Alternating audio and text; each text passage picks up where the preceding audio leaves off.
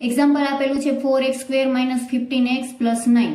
તો જે વર્ગવાળું પદ છે એના ફટાફટ વર્ગ વગર 2 વાર લખી નાખીએ, એટલે કે પેલું પદ 4x અને 4x વર્ગ લગાડવાનો નહીં.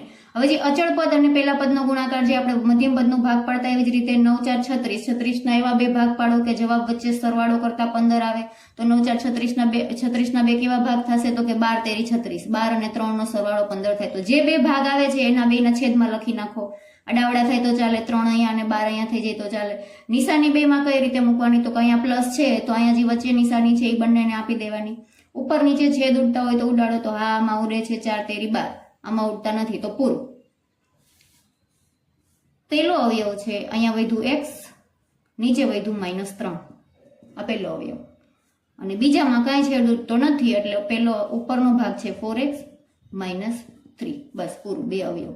આ એક શોર્ટકટ ટ્રીક અવેલેબલ છે, પણ આ ખાલી એમસીક્યુ, ઓબ્જેક્ટિવ કોઈ પણ બીજું પ્રકારનું પૂછે, ખાલી જગ્યા કે કાંઈ પણ, એ માટે જ કામનું છે. જો 2 માર્કનો દાખલો પૂછે તો ફરજિયાત તમારે ગણતરી કરવી પડે. કોઈ રકમ આપેલી હોય અને આના અવયવ પાડો અથવા તો શૂન્ય શોધવાનું કહે ત્યારે જોઈ લેવાનું, જો મધ્યમ પદની અંદર એક 0 હોય અને છેલ્લા પદની અંદર 2 0 હોય, અથવા તો અહીંયા જેટલા 0 હોય એના કરતા અહીંયા ડબલ 0 જો અવેલેબલ હોય તો જ આ ટ્રીક લાગુ પડે.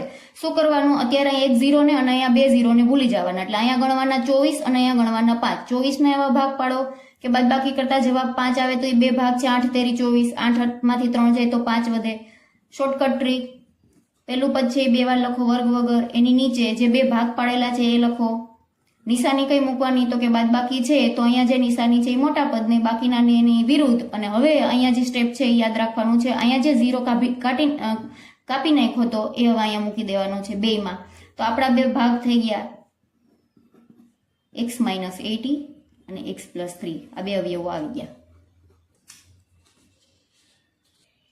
ફટાફટ બીજું ઉદાહરણ જોઈ લઈએ. જો અહીંયા 2 0 અવેલેબલ છે અને એનાથી ડબલ અહીંયા 4 0 અવેલેબલ છે, તો આ ટ્રીક છે એ લાગુ પડશે. આ જોતા જ ખબર પડી જાય. તો અહીંયા ખાલી બચશે 30 અને અહીંયા બચશે ખાલી 11. 30 ના બે ભાગ પાડો કે સરવાળો કરતા જવાબ 11 આવે તો બે ભાગ છે 6 અને 5, 6 પંચા 30 થાય, 6 અને 5 નો સરવાળો 11 થાય. શોર્ટકટ ટ્રીક, પેલું પદ 2 વાર લખો વર્ગ વગર અને નીચે આ જે બે ભાગ પાડ્યા છે એ લખો. ફરી પાછું વચલા જે 2 0 છે અહીંયા નીચે લેવાનું, ભૂલાઈ ન જાય, ધ્યાન રાખવાનું. પ્લસની નિશાની છે તો વચલા પદને જે નિશાની હોય એ બંનેને આપી દેવાની. પડી ગયા અવયવ x + 600, x + 500. એમસીક્યુ માટે ખાસ આઈએમપી. હવે જો આવી રીતે દેખીતા ખબર ન પડતી હોય એવા કોઈ દાખલા હોય અને મધ્યમ પદના વિભાજનની ટ્રીક તમે વિચારવા બેસો તો ઘણો બધો ટાઈમ બગડે. એના કરતાં તમારે જે સાદી જ રીત છે મધ્યમ પદના વિભાજનની, જે આપણે અલગ અલગ અવયવો બે ભાગ પાડીને ટ્રાય કરીએ છીએ, એ જ બેસ્ટ છે.